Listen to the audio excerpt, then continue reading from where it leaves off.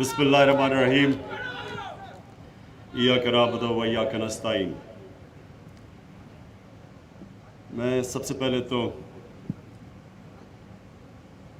खुशी का इजहार करना चाहता हूँ कि आज मैं सिंध आया हूँ, इंटीरियर सिंध।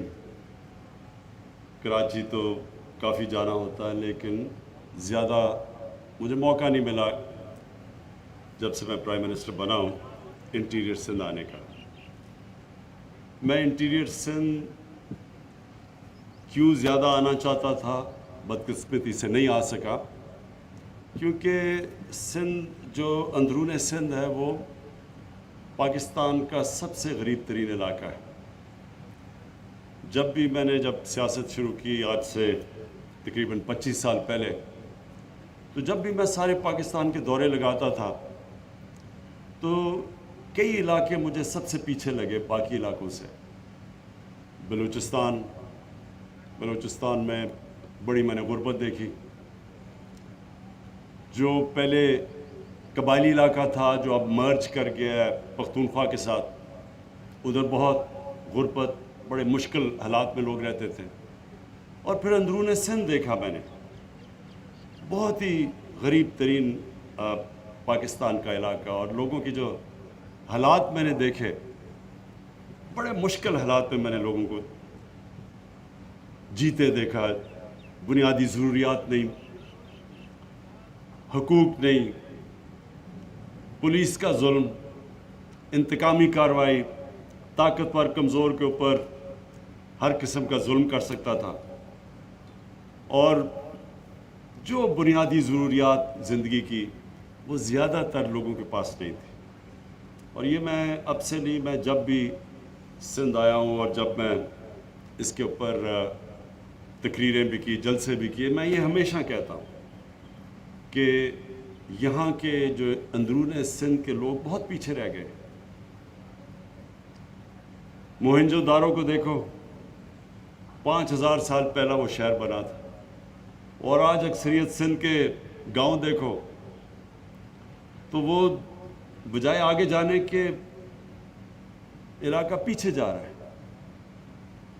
और मैंने ये भी सोचा कि इलेक्शन कैंपेन जब हुई 2018 में, तो मैं पूरी तरह इलेक्शन कैंपेन करूं इंटीरियर सिंध में, लेकिन क्योंकि हमारा इतना बड़े माफिया के साथ मुकाबला था उधर पंजाब में, इसलिए इधर भी मुझे मौका नहीं मिला जो मैं टाइम सिंध पे गुजारना चाहता था।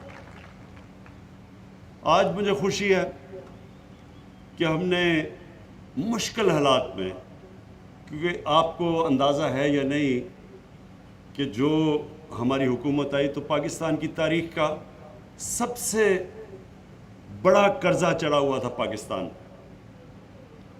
और मैं सिर्फ आपको अब स्टेटिस्टिकली बताता हूँ कि ये कर्जा क्या था, कितना था।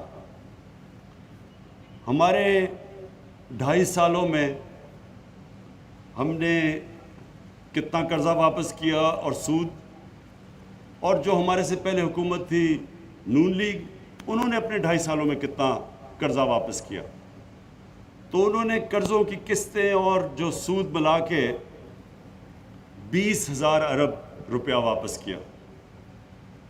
हमने अपने 2.5 सालों में 35,000 अरब रुपया वापस किया कर्ज़ों का। कहने का ये कोई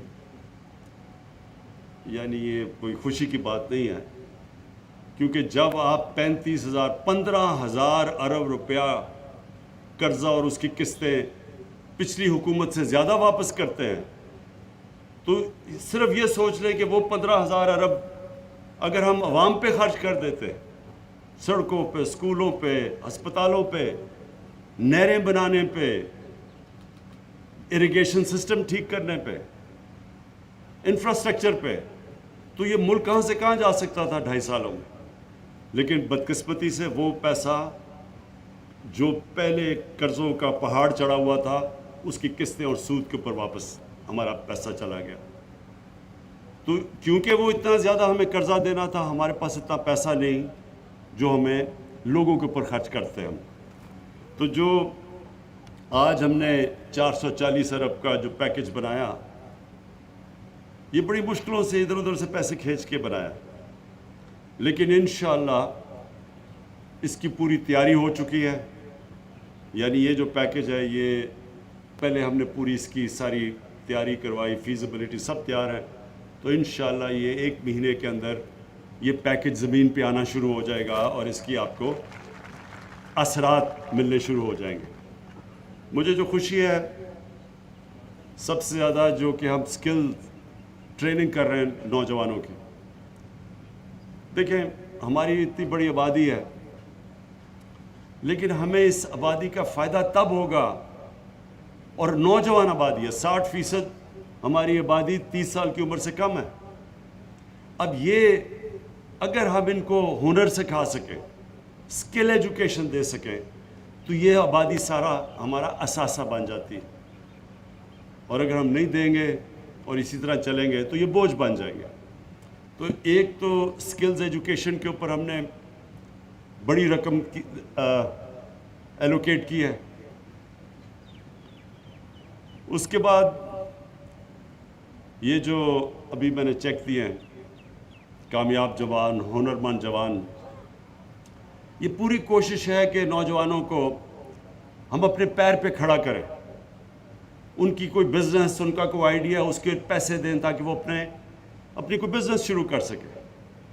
ابھی میں پوچھ رہا تھا، کوئی اپنے ڈیری فارم بنا رہے ہیں، کسی کپڑے کی دکان ہے، تو جو بھی اپنا سیٹ اپ کرنا چاہے، ہماری گورنمنٹ کوشش کرے گی کہ ان کو ہم وہ پیسہ دیں جو کہ سود کے بغیر ہو، جو ان کو خرچ نہ کرنا پڑے.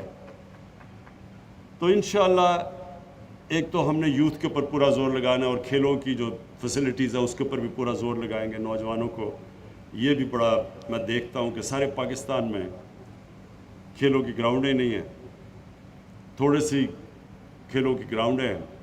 میں آپ کو ایک مثال دیتا ہوں کہ نیوزی لینڈ، اس کی ساری آبادی مشکل سے 50 یا 60 لاکھ ہے. 50 یا 60 لاکھ ساری نیوزی لینڈ کی آبادی ہے. پاکستان کی آبادی 22 کروڑ ہے.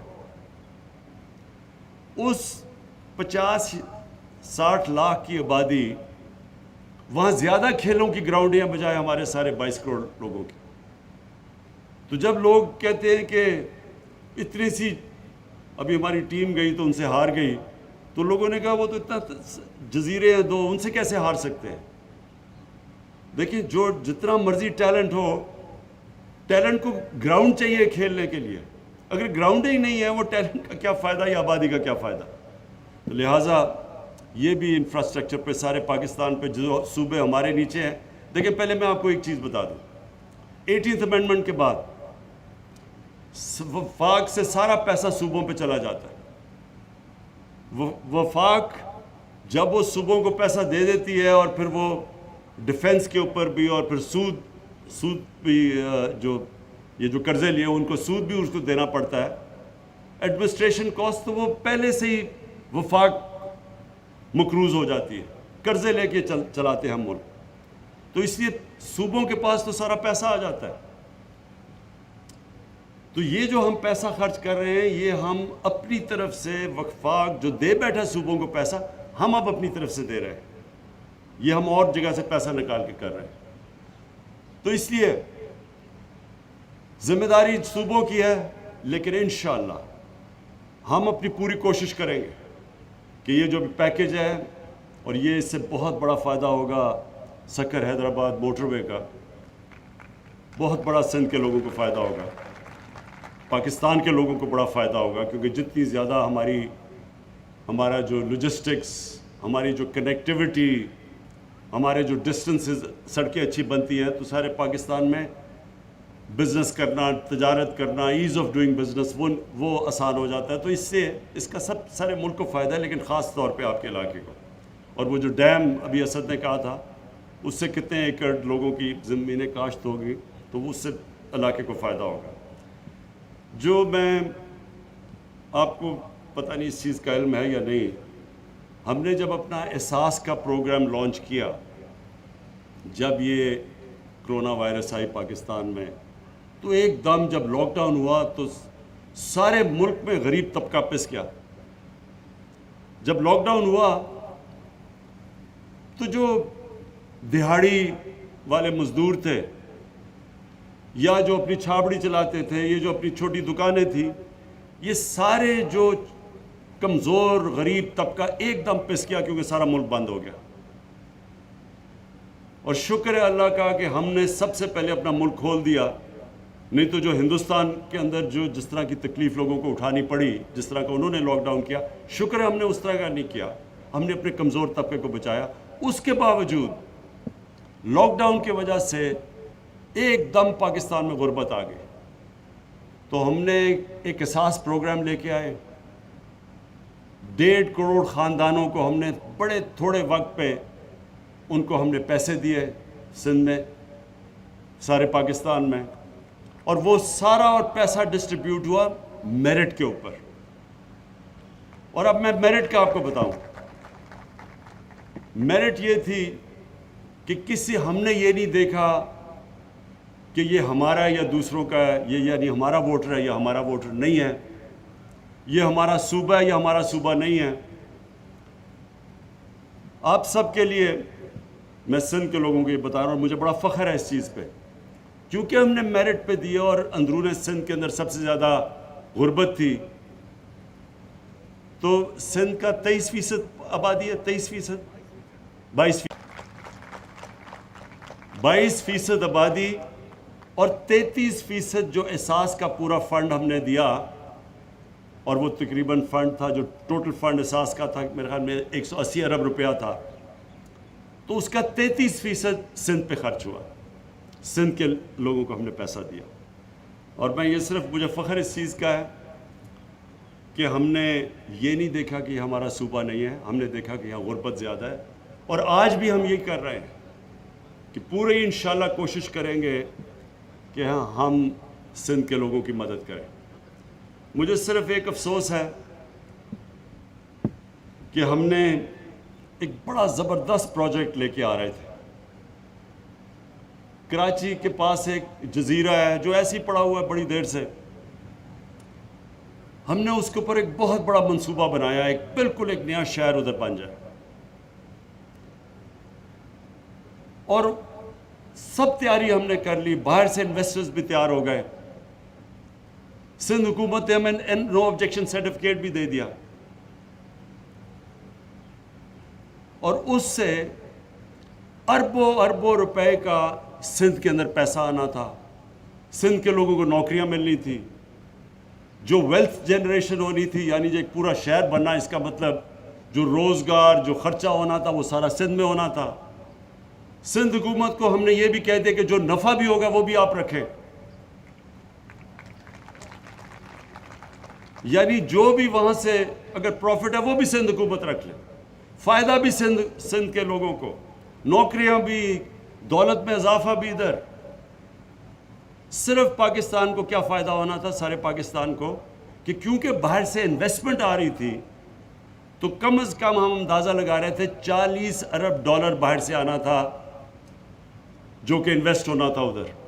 تو صرف گورنمنٹ کو تو فارن ایکسچینج ریزروز میں اضافہ ہونا تھا, وہ بھی سارے پاکستان کا فائدہ, کیونکہ جیسے جیسے فارن ایکسچینج ریزروز ہمارے بڑھ رہے ہیں تو روپیہ بھی مضبوط ہو رہا ہے. جب روپیہ مضبوط ہوتا ہے تو آپ نے دیکھا ہوگا کہ کل ڈیزل اور پیٹرول کی قیمت نیچے آ گئی ہے کیونکہ ہمارا روپیہ مضبوط ہو گیا. تو اس کا سارے ملک پہ اثر پڑتا ہے جب ایک روپیہ مضبوط ہو. تو اس سے صرف ہمیں یہ فائدہ ہونا تھا کہ فارن ایکسچینج ریزروز آ جانے تھے جس سے ہمارا روپیہ مضبوط ہو جانا تھا. لیکن مجھے ابھی تک نہیں سمجھ آئی کہ سندھ کی حکومت نے نو آبجیکشن سرٹیفکیٹ دے کے ہمیں کینسل کر دیا. تو نقصان تو سب سے زیادہ سندھ کو ہو رہا ہے اس سے. تو میں ابھی بھی سندھ کی حکومت کو یہ کہوں گا کہ پروجیکٹ تو آپ کے لیے ہے, صرف فارن ایکسچینج وہ تو ریزروز ہمارے بڑھیں گے, وہ بھی جب ڈالر روپے میں آئے گا روپیہ سارا خرچ ہوگا سندھ کے اندر, تو فائدہ تو سارے ہمارے صوبہ سندھ کو تھا. لیکن مجھے ابھی تک نہیں سمجھ آئی کہ یہ کیوں آخری ایک دم انہوں نے ہمارے नो ऑब्जेक्शन सर्टिफिकेट करके वापस ले लिया। और मैं ये उम्मीद रखता हूँ कि इसके ऊपर नज़रसानी करें, मुल्क का भी फ़ायदा है और सबसे ज़्यादा सिंध का फ़ायदा है। अभी सानिया निश्तर जो हमारे एहसास प्रोग्राम हेड करती हैं, वो भी आके आपके सामने वो भी बताएंगे कि हमने अब जो एहसास प्रोग्राम है, हमने पहले सोचा था कि 70 लाख लोगों को हम सिर्फ देंगे इस बारी, जो हमने वो जो पहले पैसे थे।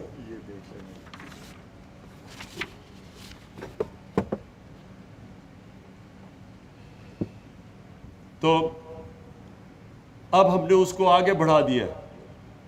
1 करोड़ 20 लाख लोगों को हम अब ख़ानदानों को, लोगों को नहीं, ख़ानदानों को अब हम एहसास प्रोग्राम में लेके आ रहे हैं। तो मैं आखिर में